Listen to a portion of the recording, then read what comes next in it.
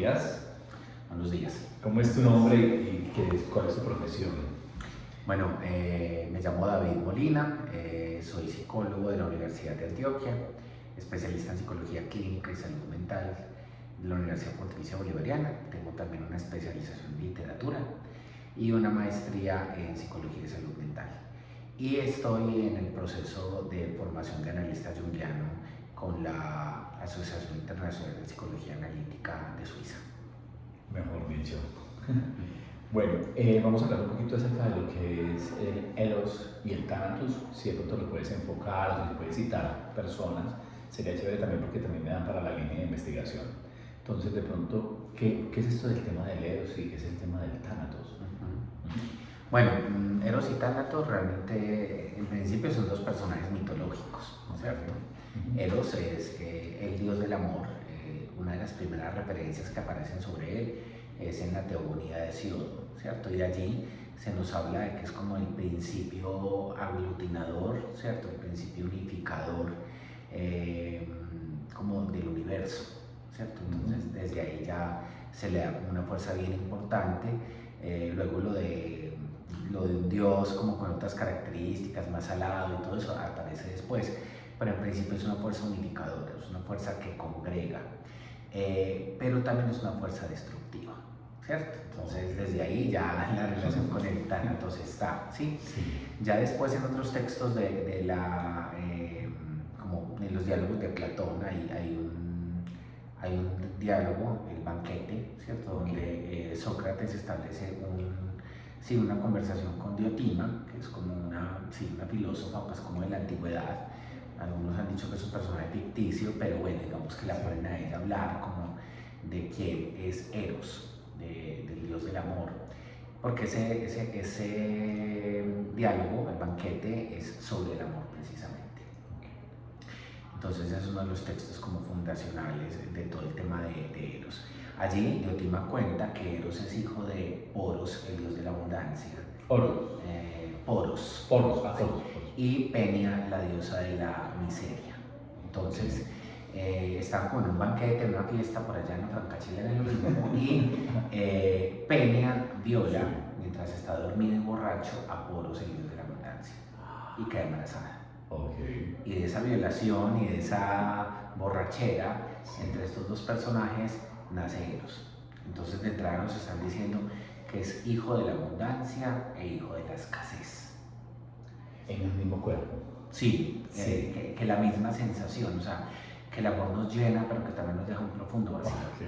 Entonces de entrada ya nos está hablando allí de eso, y también lo llama Platón en el banquete, lo llama el dulce y amargo.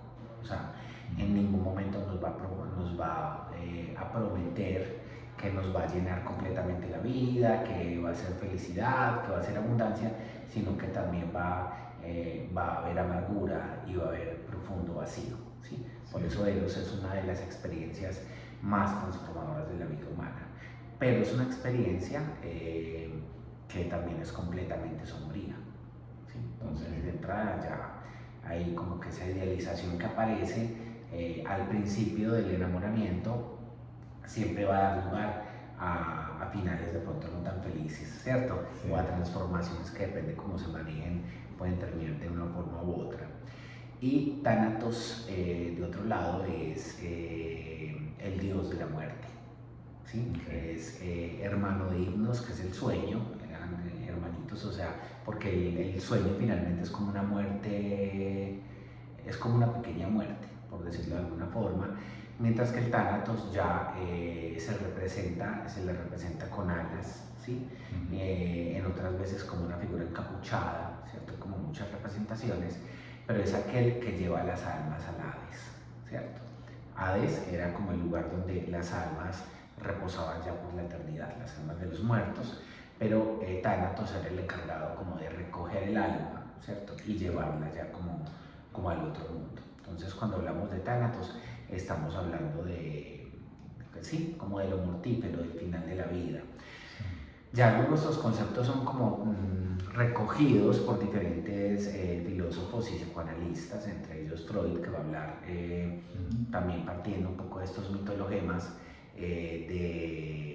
de la pulsión de vida y la pulsión de muerte, o lo que él va a llamar pulsiones sexuales y pulsiones de muerte, ¿sí?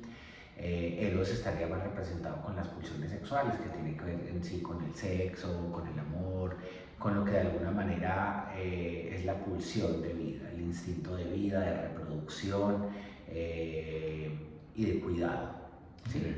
Pero él dice en un texto que se llama Más allá del principio del placer, que más allá del principio del placer, o sea, más allá del Eros, al final siempre es pulsión de muerte, porque todos terminamos muertos. Y esa pulsión de muerte se manifiesta también, ese tánatos, en nuestra vida cotidiana de muchas maneras, no solamente pues cuando nos morimos, sino cuando tenemos diferentes actos que no contribuyen a nuestro bienestar, sino que son actos de autodestrucción o de destrucción del otro, ¿cierto? Intentos de suicidio, adicciones, decisiones que nos conducen o nos mantienen en el malestar. Entonces cuando estamos atrapados en una situación de ese tipo, hablamos de que estamos con la pulsión tanática activada, ¿cierto? Entonces un poco así lo recoge el psicoanálisis. Y ya un poco desde el proceso de la psicología analítica junguiana, Eros se recoge tanto como un dios como un arquetipo. Es el arquetipo del vínculo, ¿cierto? Que nos vincula a otras personas. Y aparecen allí, aparte de Jung, otros analistas como Clarissa Pinkola, como que recuerden en este momento, como algunos que van a estar hablando de lo que se puede esperar de Eros en una relación. Entonces, por ejemplo, en el libro de Mujeres que corren con los lobos, Clarissa Pinkola va a trabajar un cuento precioso que se llama La mujer esqueleto. ¿Sí? Es un cuento que yo he trabajado personalmente mucho con adolescentes y con adultos también cuando lo invitan a uno a hablar del amor, ¿cierto? Este cuento narra la historia de una mujer que es lanzada desde un acantilado por su padre, ¿sí? Y luego, pues, esta mujer pues queda ahí, como en el agua, no se sabe en qué estado, digamos, muerta, ¿sí? Y tiempo después llega un pescador allí, a ese lugar donde a ella la lanzaron no iba nadie porque decían que en esa cala había fantasmas. Entonces nadie se acerca, pero él va pensando en que al no haber nadie va a poder pescar más. Y lanza el sedal, y en el sedal pesca algo y no lo logra como así. Entonces él piensa, conectándolo con el banquete, ¿cierto? Y con Poros, que lo que pescó lo va a alimentar para el resto de la vida, que ahora sí pesca el gordo, que este es el amor de mi vida, que ahora sí voy a tener todo lo que necesitaba. Y que de jalar y jalar el sedal, finalmente lo que pesca es una mujer esqueleto, los huesos de una mujer. Él se asusta y sale pues en el kayak huyendo, pero claro, el sedal no se zafa, entonces esta mujer va saltando por el agua detrás de él y él piensa que está pues, sí, no se da cuenta del sedal, sino que piensa que es un fantasma que lo está persiguiendo. Él se encierra en el iglú, obviamente ella todavía está ensartada allí, y él comienza a verla en sus huesitos desorganizados y comienza a organizarla, ¿sí? Y luego él se duerme y esta mujer, ya cuando ve que él se duerme, se le acerca, él comienza a llorar en sueños y ella comienza a beber de las lágrimas y a recuperar un poco la carne, a recuperar un poco el calor y vivir juntos el resto de la vida alimentándose de los peces, de los amiguitos que ella había hecho en el mar, ¿cierto? Por decirlo de alguna forma. Entonces esta analista trabaja este cuento como en el sentido de lo que estamos hablando, ¿sí? Que uno siempre va con la expectativa o nos venden la expectativa de que el amor es aquella experiencia bonita, que no tiene por qué doler, que si el amor te hace daño no es verdadero amor, pues todas esas cosas que finalmente no tienen nada que ver con lo que nos muestra la filosofía del psicoanálisis.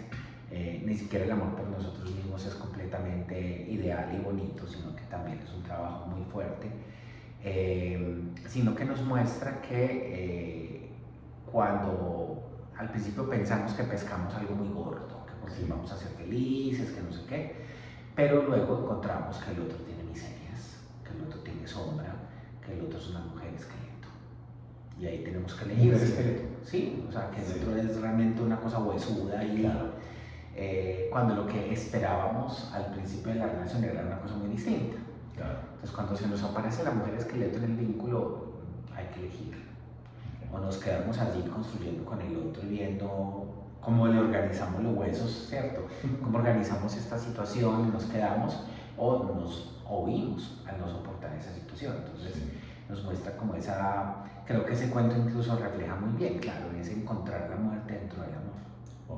La muerte del amor idealizado, ¿cierto? Como ese es un artículo que publicamos hace unos años en una investigación que hicimos en la Universidad Católica del Norte con parejas de reciente conformación, que ya estaban casadas y que tenían el primer hijo.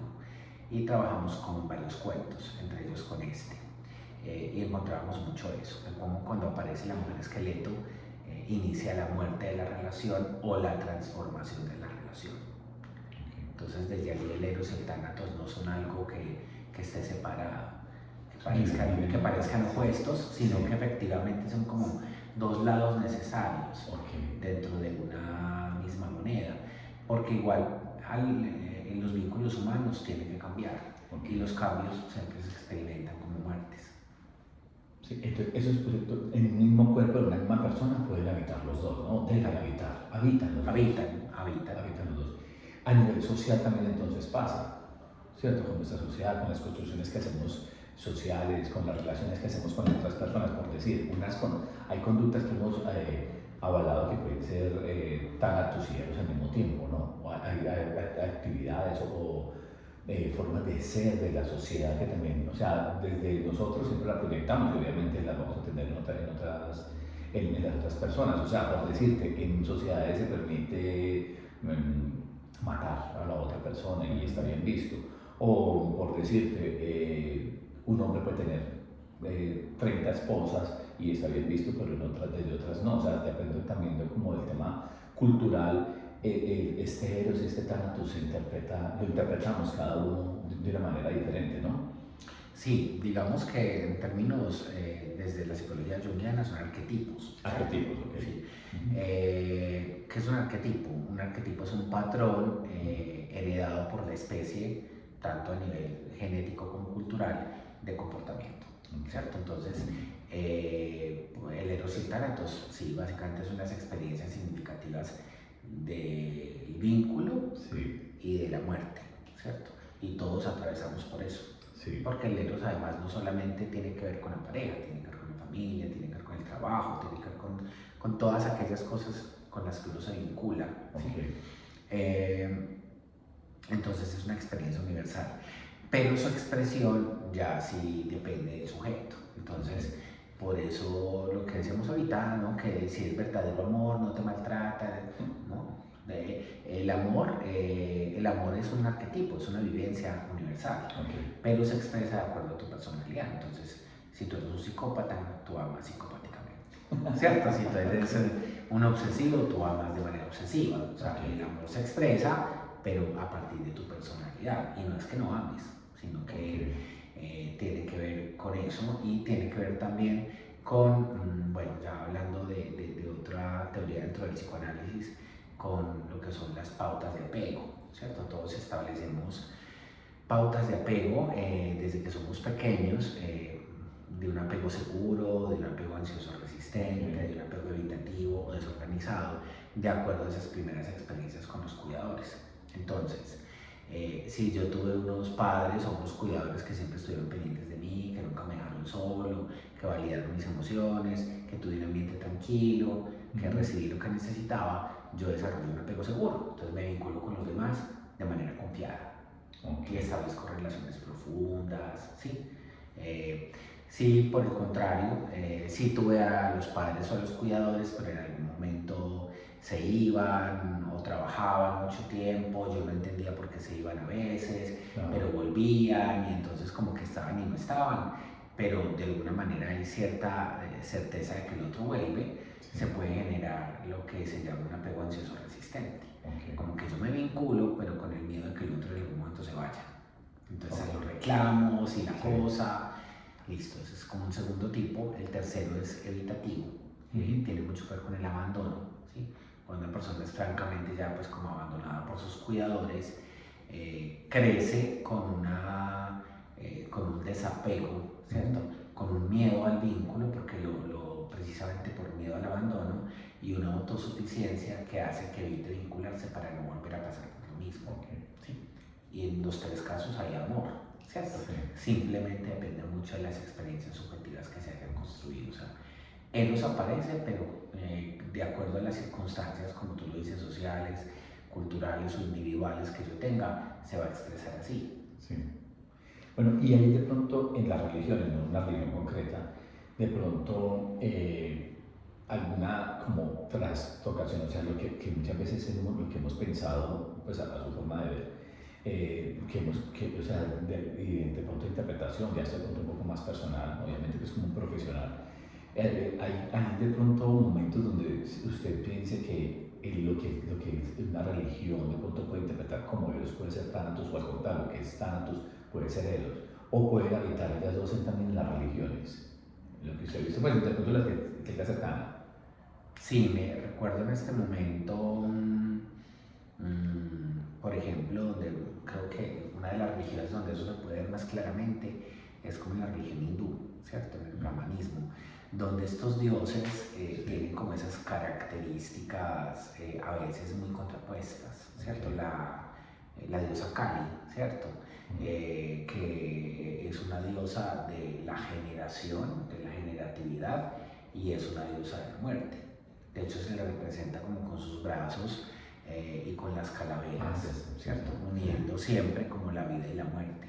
¿Sí? Okay. Entonces, como que es como un ciclo que allí pues como que siempre está presente entre lo que genera y lo que muere. Podría ser de pronto lo que pasa en México, ¿no? También, de pronto como pues, este tema que hay como el Día de Muertos, entonces se celebra, se hace pan, pero de todas maneras tiene como una connotación afectiva, pero con la muerte también. Pero con la muerte, exacto, podría pasar. Sí, no está.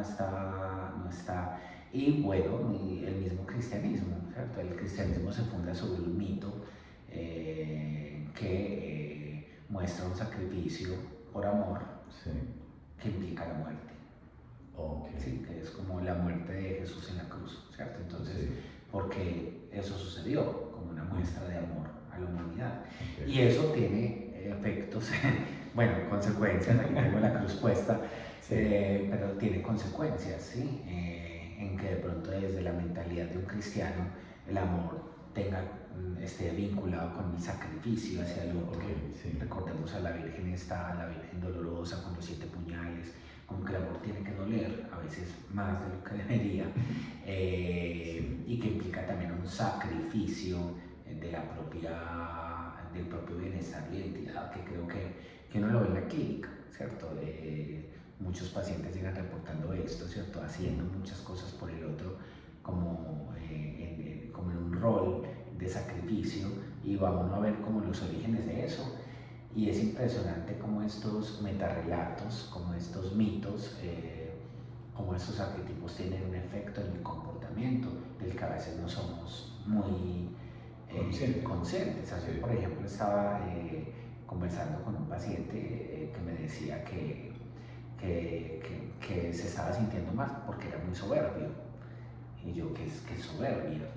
Y es que ha comenzado a poner límites a varias personas en negocios y de su familia, porque él era muy de, no, pues hágale, pues como haga conmigo lo que quiera, túmbeme, etcétera, como muy así, y ha aprendido como a ir fijando como esos límites, y detrás de eso hay como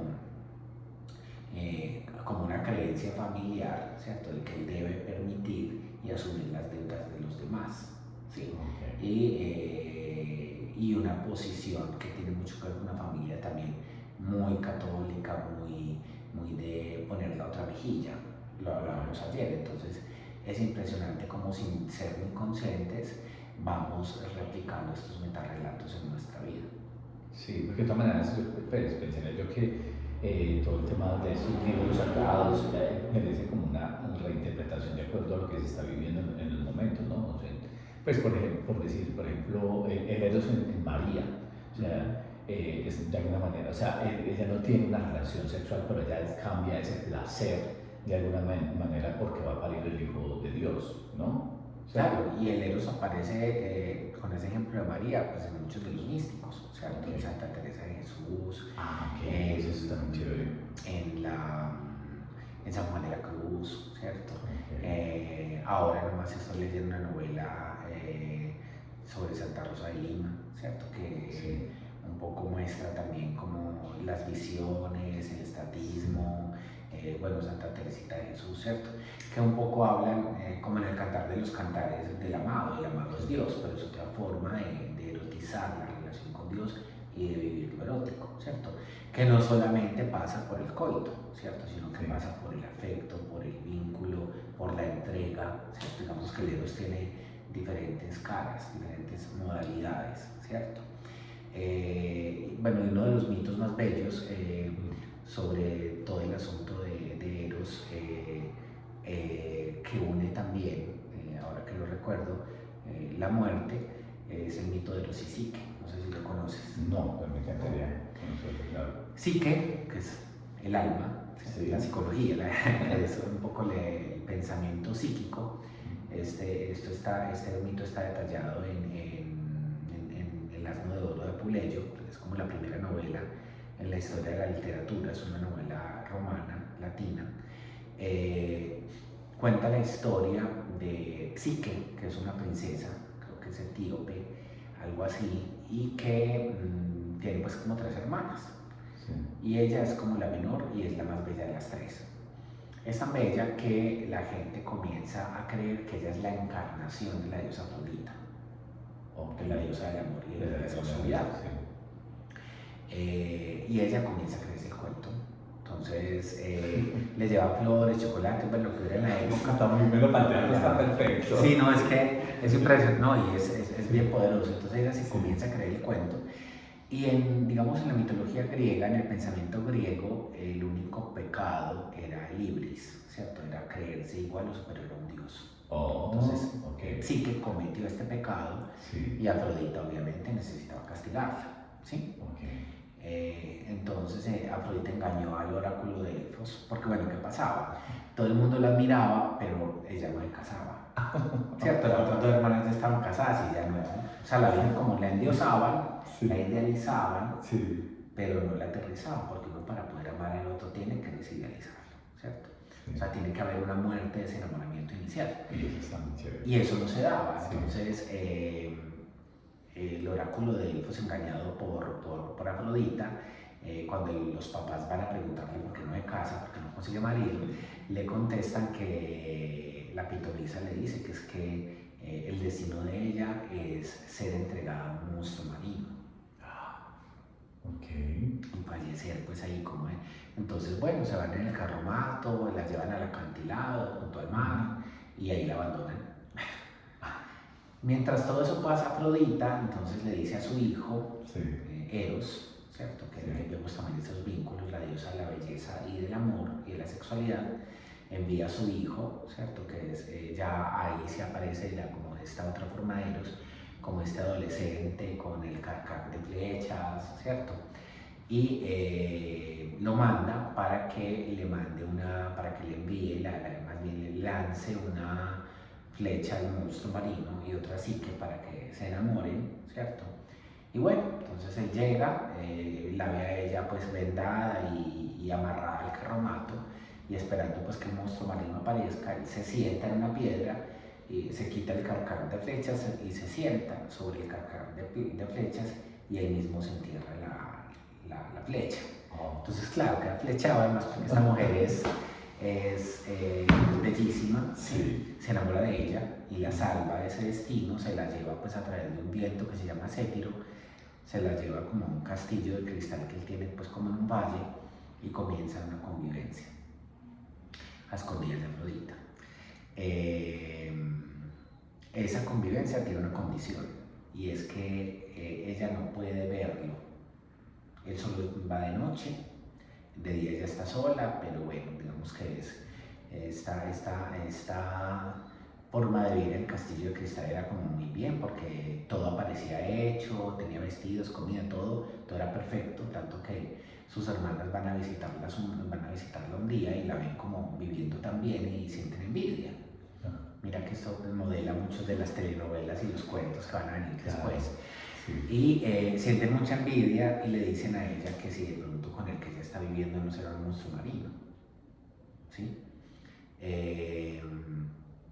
Ella se asusta y por la noche Eros llega, pues hacen el amor, todo, y ya él se duerme como suele suceder. Ella queda despierta, coge una lámpara de aceite para asomarse, o sea, para violar la prohibición que él le había puesto. Sí. Y ve que no es un monstruo marino, sino que es un dios, ¿cierto? Absolutamente bello, el dios del amor. Y embobada pues por lo que está viendo, se le cae una gota de aceite caliente de la lámpara no recuerdo si es en el brazo o en una pierna a Eros.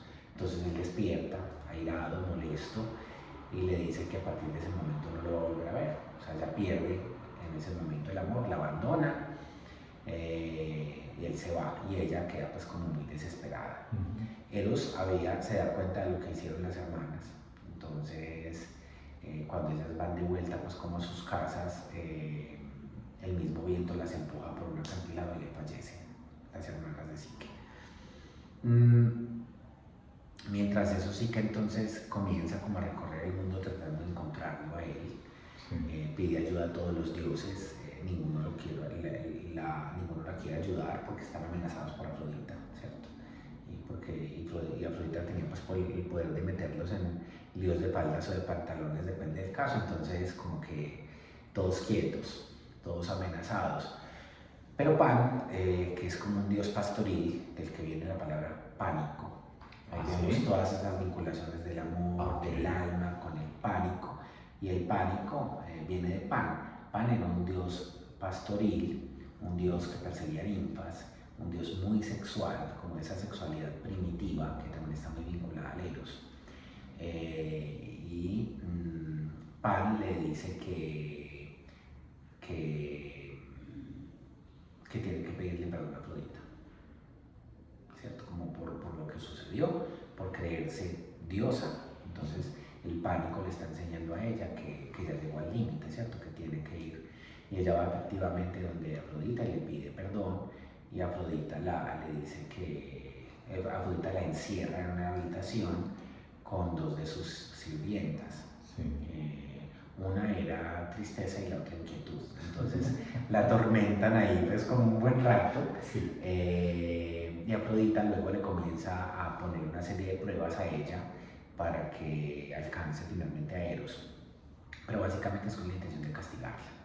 Entonces inicialmente la envía a separar cereales, pues de montañas de cereales, que es una tarea imposible antes del atardecer, y la ayudan pájaros y hormigas. En la segunda tarea tiene que recoger el vellocino de oro, que era pues como una lana que tenían pues como unos borregos que eran del dios Apolo, si no estoy mal, y ella no ve cómo, porque esos carneros son súper bravos, y los juncos del agua le ayudan como con eso. En la tercera tarea tiene que subir a la montaña donde nace el río La Estigia, es como subir el Everest sola. Entonces ella dice, bueno, después de cada tarea ella se intenta suicidar porque ella dice que no es capaz. Okay. Entonces vemos ahí nuevamente la muerte. Y un águila que manda Hermes, Mercurio, le recoge el agua con una jarra y se la baja, y ella se la lleva a Afrodita, le lleva todas esas cosas. En la última tarea ella tiene que ir al Hades, sí, al dios de la muerte, ¿sí? Y tiene que ir por la belleza de Perséfone. Perséfone era la diosa de la muerte y de la primavera al mismo tiempo, ¿sí? Ahí está, el renacer, las 4 estaciones vienen de Perséfone, el renacer de la vida, ¿cierto? Y también la muerte, sí, que esa es otra historia pues ya del rapto de Perséfone, ya es otra historia que también podríamos vincular. El hecho es que ella tiene que descender, también dice que ella no es capaz, entonces intenta tirar de una columna y la columna le habla. Ya no sabía cómo que inventar en ese punto. Entonces, una columna que sostiene algo. Sí, ella se para en la columna, se va a tirar y la columna le habla. Como te digo, ya se les había acabado la imaginación. Entonces la columna le dice que puede ir, meterse al mar en una barca, llevar un carnero, una cabra, para entregársela como tenía que entrar como a través de Sile Caribdis, que eran como dos muertos, dos monstruos en la entrada al Hades. Entonces tenía que entregarles ahí la cabra, luego tenía que llevar 2 tortas quemadas de cebada para el cancerbero, que es como el perro ese de 3 cabezas que está en la entrada del Hades. Bueno, tenía que hacer una cantidad de maniobras. Finalmente llegó allá al Hades y le pidió la belleza a Perséfone. Perséfone le dijo que se volteara porque no podía mirar de frente. Perséfone guardó la belleza en la cajita, se la entregó y ya se dispuso a salir. Otra vez, como esta es tan curiosa, como le pasó con Eros, ella abre la caja. Pues como que piensa, pues yo ya a estas alturas, tan atribulada, tan fea, cansada, sin ilusiones, como que a ver si esta belleza me ayuda un poquito, pero la belleza de la diosa de la muerte es la muerte. Okay, entonces, en esa búsqueda del amor, sí que cae muerta. Ese está perfecto, ¿no? O sea, como en la misma situación, en la misma cuenta de esa historia, en el mismo cuerpo habitan los dos. Habitan los dos. Sí. En la historia termina en que Zeus, el padre de los dioses, Eros le pide pues ayuda, le dice que la muchacha ha sufrido mucho, que... Bueno, entonces finalmente Zeus baja, recoge la belleza de Perséfone en la caja, se la entrega a Afrodita y sí que vuelve a la vida, se casa con Eros y del matrimonio entre el alma y Eros, entre el alma y el amor, nace el placer. ¿Cómo es? Wow. Y ella se convierte en diosa. Ok, yo quería hablar de eso también. O sea, por ejemplo, a diferencia del Dios, por ejemplo, católico, cristiano, judío-cristiano, de alguna manera el Dios es perfecto, ¿no? O sea, es un Dios, es uno solo y es perfecto. El monoteísmo. Sí, es. Pero en los griegos son, de alguna manera, tienen características y son muy cercanos a pesar de que tienen poderes y tienen cosas. Ellos tienen muchas características humanas, ¿cierto? Y hablando, por ejemplo, de humanidad, por decir, nos da rabia, pero amamos, somos olvidadizos, pero podemos recordar cosas que son muy puntuales, o sea, como que dentro de nosotros habitan también como esos dioses, o esos dioses están muy inspirados en nosotros, en la creación de esos dioses o la interpretación de esos dioses está muy ligada a lo que somos nosotros como humanidad, ¿cierto? Son como de alguna manera más cercanos a los seres humanos. Y de alguna manera cuando te los muestran así, es como, hay como un aprendizaje de estoy mal, hay como una forma de aprender, o sea, mire, es que a ella le puede pasar esto, o sea, todas estas historias, no sé, cuentos, no sé cómo llamarles, son como para que los humanos podamos también reflexionar acerca de lo que son las circunstancias de nuestras vidas, cómo vivimos el día a día, cómo somos seres tan complejos y dentro de nosotros habitan tantos seres, habitan tantas formas de ser. Nos interpretamos al día, cada día estamos interpretando el tema. O sea, una persona puede decir, ay, él es súper inteligente, otro dice, pues, sí, yo te no hablo sino cualquier cosa. O sea, de la misma persona podemos extraer un montón de cosas y así son estos dioses, ¿o no? Sí, de hecho el politeísmo griego y también, por ejemplo, el hindú tienen como esa característica, ¿cierto? Como que de alguna manera todos los dioses están representando una serie de características que no son buenas ni son malas, o sea, todos tienen luz y tienen sombra, sí. Porque, por ejemplo, Afrodita es la diosa de la belleza, del amor, ¿cierto? Pero también es muy vengativa, por ejemplo, en este caso lo vimos con Psique, ¿cierto? Sí. Eros, el dios del amor, claro, aglutina, pero también destruye y genera vacío, ¿cierto? Todos. Entonces es muy interesante porque también es como yo le rindo pleitesía, honro a todos los aspectos del alma, a esa diversidad, porque al final nuestra alma es politeísta, es profundamente politeísta. Y el peligro, también en términos psicológicos, de no hacerlo. Hay una historia también de Afrodita en la cual ella se enamora de Hipólito. Hipólito es como un chico que entrena caballos. Pero Hipólito es célibe, es virgen y está consagrado a la diosa Artemisa, que es la diosa de la cacería, Diana, que era la diosa virgen. Entonces, como honrándola a ella, él era igual. Pero Afrodita se enamoró de Hipólito y trató de seducirlo y él no, él era fiel a Artemisa. entonces Afrodita también se venga de él, ¿cierto? Que hace que sus propios caballos que está entrenando ahí cerca del mar, hace que el mar, una ola, tome la forma como de un toro, amenace a los caballos, e Hipólito es destrozado por los cascos de sus propios caballos. Ahí hay una indicación clara, una advertencia, es que no puedes ignorar el amor, no puedes ignorar la sexualidad, porque mira, ¿cierto? Como cuando reprimimos algún aspecto de nuestra naturaleza, cuando no lo vivimos, nos podemos atraer una venganza de ese Dios o de ese factor psíquico que está allí. Cuando vemos también como el monoteísmo que decías ahorita, yo creo que si miramos de cerca, incluso no es tan así. O sea, digamos que es lo que creemos, pero hay un libro que tiene Jung, se llama Respuesta a Job, donde él hace como un psicoanálisis de Dios, ¿cierto? Partiendo del libro de Job, que era como este hombre que fue muy atormentado. Pues básicamente en la historia de Job, Dios y el diablo hacen un pacto. El diablo le dice, este hombre es muy santo, pero veamos a ver si sí, a ver qué tan fiel es a usted. Y Dios, vamos viendo a Dios, que no es tan bueno y tan bueno. Dios le dice, bueno, haga lo que quiera. Entonces, claro, entonces el diablo le mata a la mujer, los hijos, el ganado, le quita la casa y como si fuera poco le manda la lepra. ¿Sí? O sea, lo pierde todo, pero Job sigue dando gracias a Dios. ¿Sí? Finalmente Dios le devuelve el doble de lo que le quitó. ¿Sí? Entonces, Jung se pone a hacer como un análisis de esto, como este Dios, del Dios del diluvio, del Dios de todo lo que le hacía Job, del Dios de Sodoma y Gomorra, un Dios que es vengativo. Que matan las pestes, ¿no? Claro. Que matan los hijos de los egipcios, ¿cierto? Que pidieron que mate el hijo.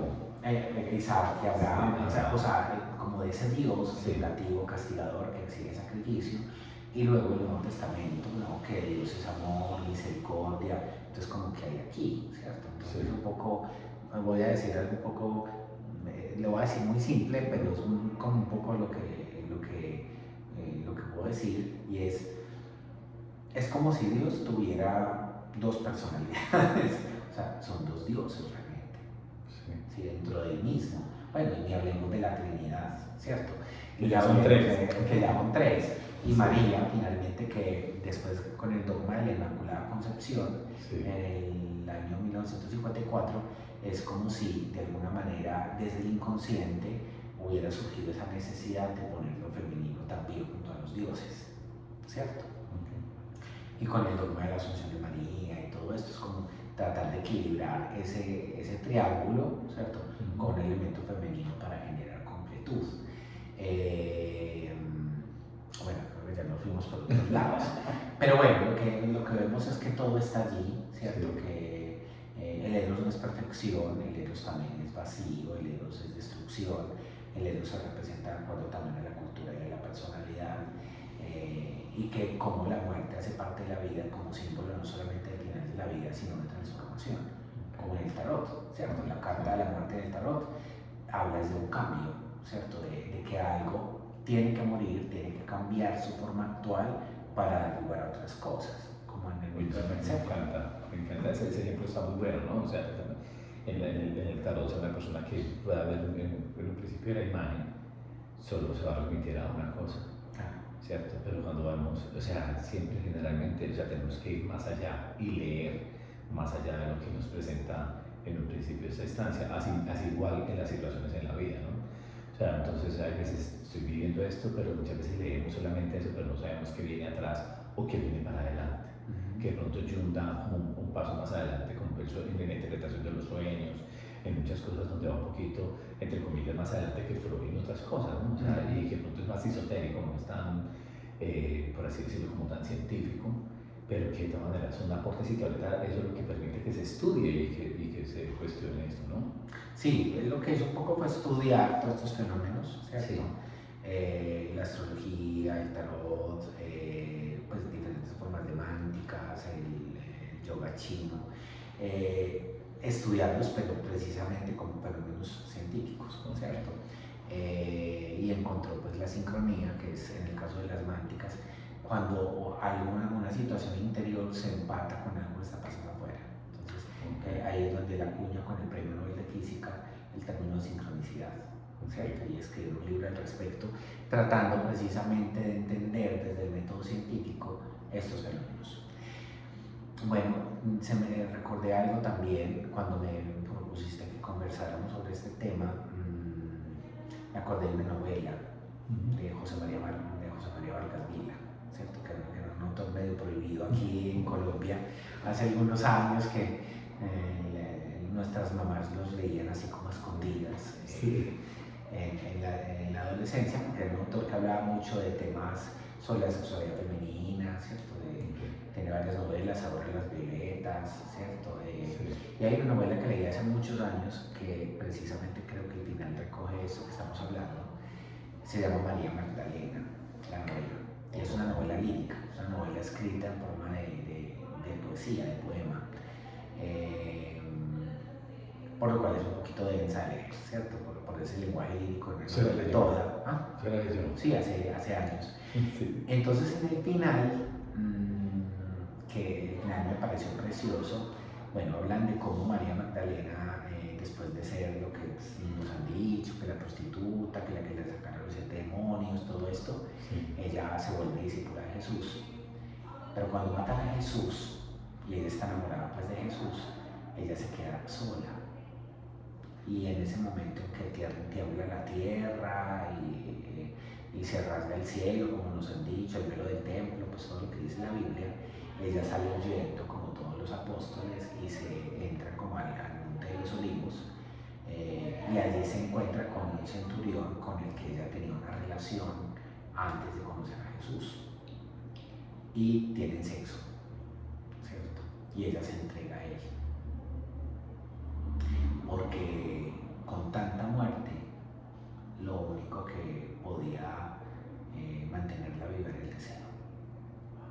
Qué bello, qué lindo. El deseo es lo que nos salva de la muerte. El deseo es lo que nos salva de la muerte. Y el deseo es celos. Claro. Ahí están los dos. Viviendo juntos. Parecieran tan contrarios, pero son tan complementarios hay veces, o son el mismo. Sí, Así hay una delgada línea, ¿no? Qué chévere. Bueno, no sé si de pronto me has citado un montón de libros y cosas, te lo agradezco. Si nosotros se nos queda algo de pronto para citar antes de terminar. A ver.